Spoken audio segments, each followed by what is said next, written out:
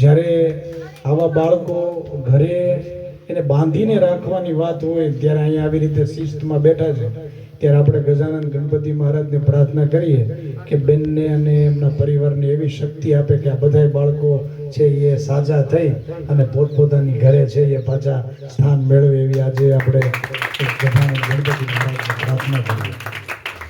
આવા અવસરો ખૂબ સાંપડતા હોય છે. આ તમામ જે રાજુભાઈ જાનીએ લગભગ 150 વ્યક્તિઓને મેસેજ કર્યા છે, પરંતુ આ તો અમૂલ્ય લાહો કહેવાય. બેને બહુ વાતો કરી કે સાક્ષાત ભગવાન છે આ બધા, એટલે ભગવાનને મળવા માટે તમામ લોકો ન આવી શકે. જેટલા પાસે સમય હશે એટલા બધા ઉપસ્થિત રહી શક્યા છે. ત્યારે વાત સાચી છે કે ભાઈ ભગવાન છે એને આપણે જનકલ્યાણ વિકાસ ટ્રસ્ટ માનવ સ્મૃતિ મન બુદ્ધિના બાળકોની વિવિધલક્ષી નિવાસી શાળા, ગામ કમી કેરાળા, તાલુકો ધારી, જિલ્લો અમરેલી. મને આ બાળકોની સેવા કરવાનો અને મને આ લાવો લેવાનો જે આનંદ મળે છે, જે હું સેવા કરું છું, જે આ બાળકોને મારો સગો ભાઈ હોય એવી રીતે હું એ લોકોને રાખું છું, તો મને બહુ આનંદ થાય છે. અને જેમ દાદા છે, ભાઈ છે, મમ્મી છે, આખો પરિવાર કુટુંબ એ આખો બાળક પાછળ સેવા કરી રહી છે. અસ્તુ. પ્રભુની જ્યારે કૃપા થાય ને ત્યારે આવા સરસ સેવા કાર્યક્રમની અંદર, આ સેવાની અંદર આપણે ઉપસ્થિત રહી શકતા હોઈએ છીએ. આ લાવો બધાને મળતો નથી હોતો.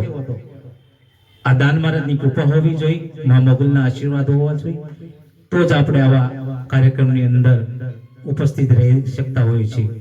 આ ચલાળાની અંદર છેલ્લા 16 વર્ષથી એક નાનું એવું અમારું ગ્રુપ, છતાંય થાય એટલી મહેનત કરી અને જરૂરિયાતમંદ લોકો જે છે એને કેમ મદદરૂપ બનવું એ અમારો એક ધ્યેય છે, જેની અંદર મુખ્ય અમને સંચાલક તરીકે લલિતદાદા મહેતા અને જીતુ સાહેબ મહેતા સતત અમને ઘણા વર્ષોથી એમનું માર્ગદર્શન મળ્યું છે. આજે વિઘ્નહર્તા ગણપતિ દાદાને પ્રાર્થના કરી કે આ બધા બાળકો છે જે પ્રભુને પ્રિય હોય છે, એ બાળકો જ્યારે આપણા આંગણે આવ્યા છે ત્યારે વહેલામાં વહેલી તકે એ બધા સ્વસ્થ થઈ અને પોતાના આપણી જેવું જીવન જીવી શકે, એમના વતનમાં એમના મા બાપની સાથે રહી શકે એવી દાન મહારાજ, મા મોગલ અને ગણપતિના ચરણોની અંદર હું પ્રાર્થના કરું છું.